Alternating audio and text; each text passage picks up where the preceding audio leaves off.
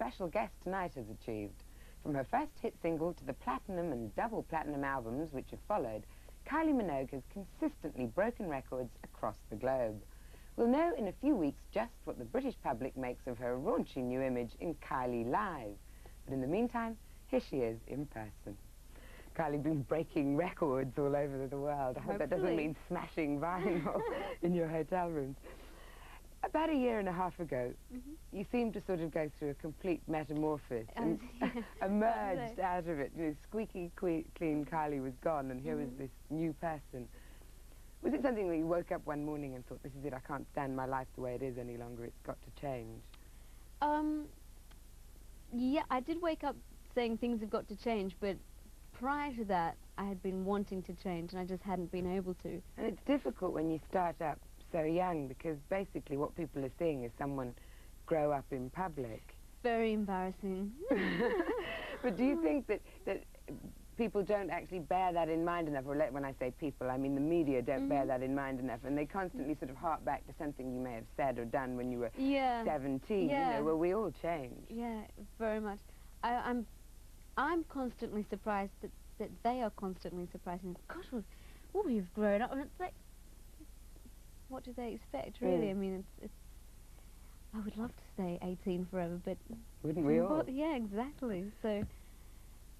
A lot of people said at the time, you know, because you were going out with Michael Hutchins and everything, that he was like this sort of Svengali figure who'd, you know, changed you. Yeah.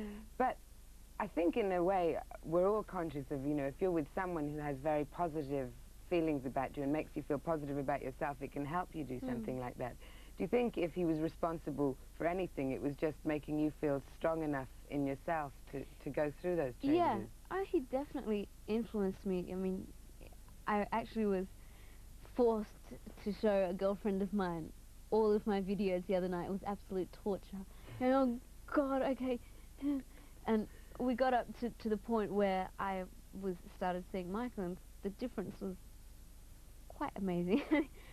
And it, as I say, the ideas didn't happen overnight. It was just making the decision to stick my neck out and actually do it against everyone else's advice.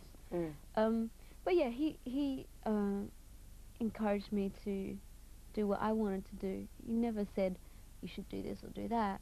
We just had a very good relationship, and if you are having a good relationship, then you influence each other and you inspire each other, so...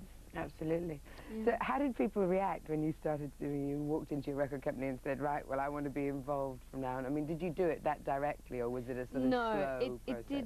It was a slow process, and taking it slowly wasn't really getting anywhere, or getting somewhere, but so slowly you wouldn't know it. And in the end, I just got to the point where if it didn't change, I just was very bored with what I was doing, and I'd rather do something completely different.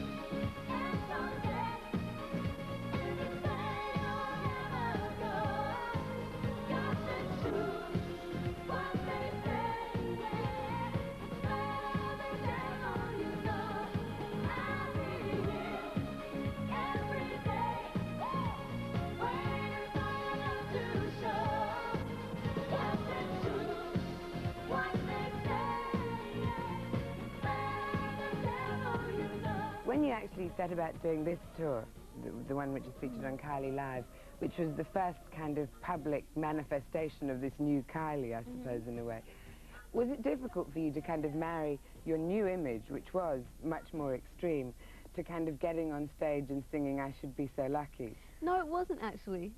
I had a brilliant time doing that. A year or two before, singing I Should Be So Lucky was very difficult for me. It's like, oh, God, I'm so bad. I just wish the song would... Actually, I did cut the song down, but for this tour, I made it longer, and I actually had a ball singing the songs that I just 2 years ago couldn't bear.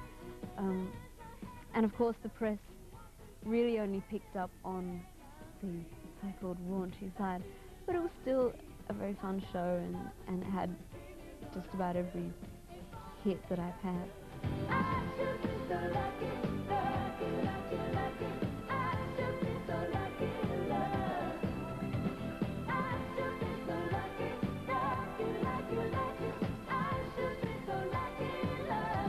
You got an English designer, John Galliano, to design all the costumes for it.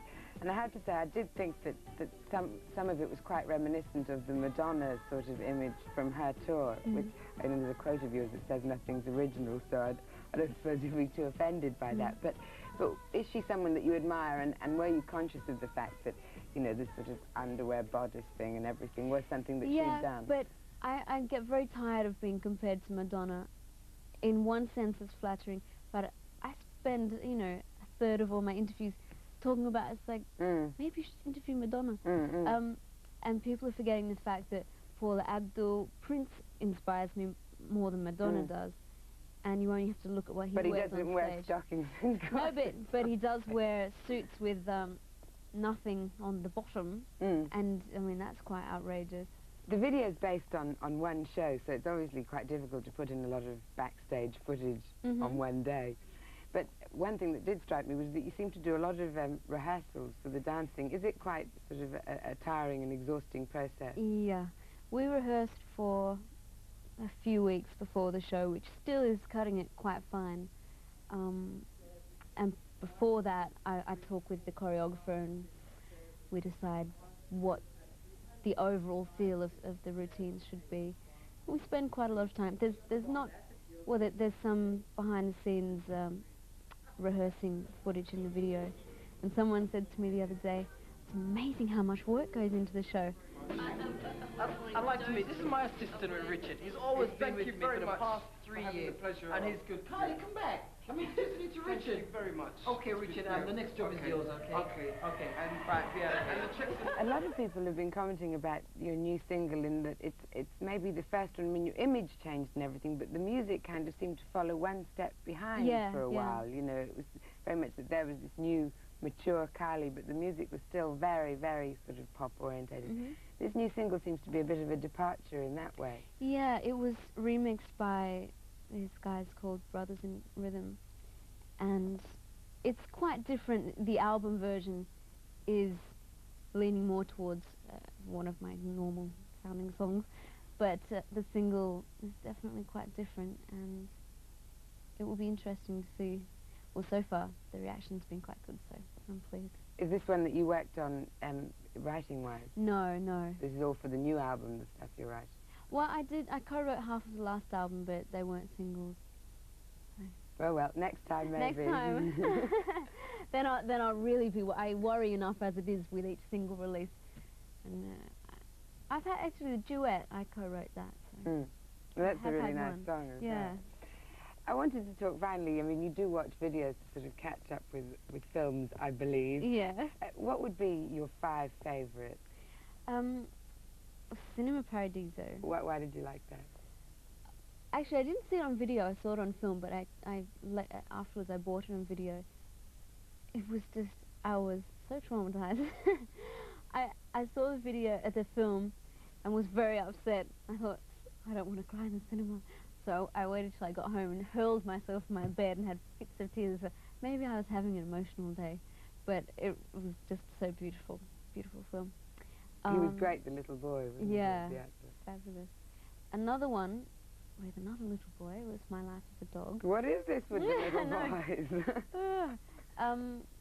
And that was just kind of a, well, very different film, but I enjoyed that a lot as well. But also a bit of a tearjerker, wasn't it? Yeah, I've gone for the teary ones, haven't I? Okay, one's not teary, Spinal Tap. And obviously I love that because it's such a good representation of a rock band on tour and they can't find a stage, running around backstage getting all excited and can't find the entrance to the stage. There were just so many moments in that, weren't there? Like the PR classic. woman as and well. Yeah. What you're saying, that I won't go into it. You must watch it. Another one is The Big Blue, because Sean Mark Barr's in it, which is good enough sign already. And Betty Blue. Why did you like Betty Blue? Oh, it was just, she inspired me to start throwing things around the room if I was having no. I still haven't quite done that, but very powerful movie, classic. Well, thank you very much. I wish you the best of luck.